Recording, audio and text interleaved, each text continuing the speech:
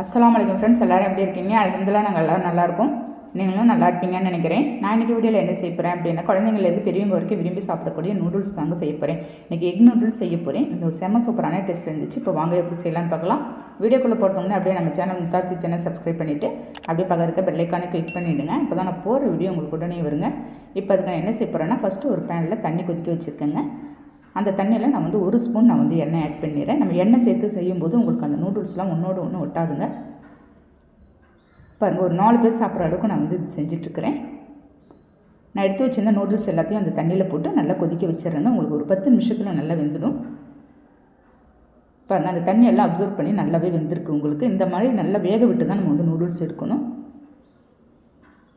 பாருங்கள், நல்லா வெந்திருக்கு. இப்போ இதை எடுத்து என்ன செய்ய போகிறேன்னா, நல்லா ஒரு ஃபில்ட்ரு பண்ணி நான் எடுத்துகிட்டு போகிறேங்க. ஃபில்ட்ரு பண்ணி அப்படியே ஃபேன் காற்றுல நல்லா ஆற வச்சிடலாம். உங்களுக்கு அப்படி தான் கலகலன்னு இருக்கும். நெக்ஸ்ட்டு வந்து ஸ்டவ்வில் ஒரு இரும்பு கடாய் வச்சுருக்கேங்க. அதில் எண்ணெய் ஊற்றிக்கிறேன். ஊற்றி ஒரு 5 முட்டையை நான் வந்து உடச்சி ஊற்றிக்கிறேன். பாருங்கள், முட்டை நம்ம எந்த அளவுக்கு போகிறோமோ அந்தளவுக்கு உங்களுக்கு டேஸ்ட்டும் உங்களுக்கு வந்து அதிகமாக இருக்குங்க. அந்த முட்டைக்கு தகுந்த மாதிரி கொஞ்சமாக தூள் உப்பு சேர்த்து எல்லாத்தையும் நல்லா பொடி மாஸ் மாதிரி நான் பண்ணிடுறேன். இது ஃபஸ்ட்டு பாருங்கள், இந்த மாதிரி கைவிடாத மீடியம் ஃப்ளேமில் வச்சு எல்லாத்தையும் நல்லா பொடி மாஸ் பண்ணிடலாம். இந்த அளவுக்கு பண்ணால் போதும். ஒரு பிளேட்டில் எடுத்து கொட்டி வச்சிடுறேங்க. எல்லா எக்கையும் ஒரு பிளேட்டில் ட்ரான்ஸ்ஃபர் பண்ணி அது அப்படியே இருக்கட்டும்.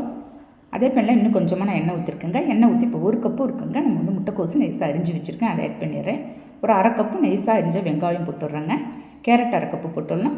போட்டுட்டு இது எல்லாத்தையும் அந்த எண்ணெயில் முதல்ல நல்லா வதக்கலாம்.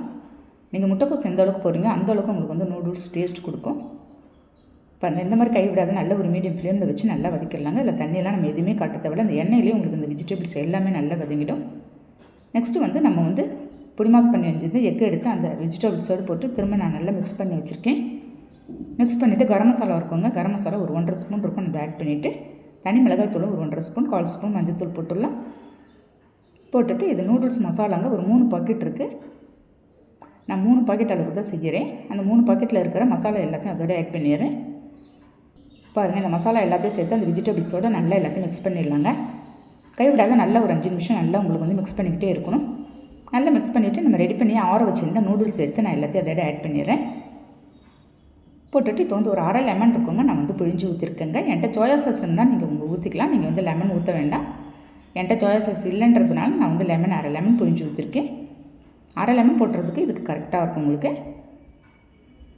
வேறு எந்த சாஸ் இருந்தாலும் நீங்கள் டொமேட்டோ சாஸ், சில்லி சாஸ் எது இருந்தாலும் நீங்கள் வந்து ஆட் பண்ணிக்கலாங்க.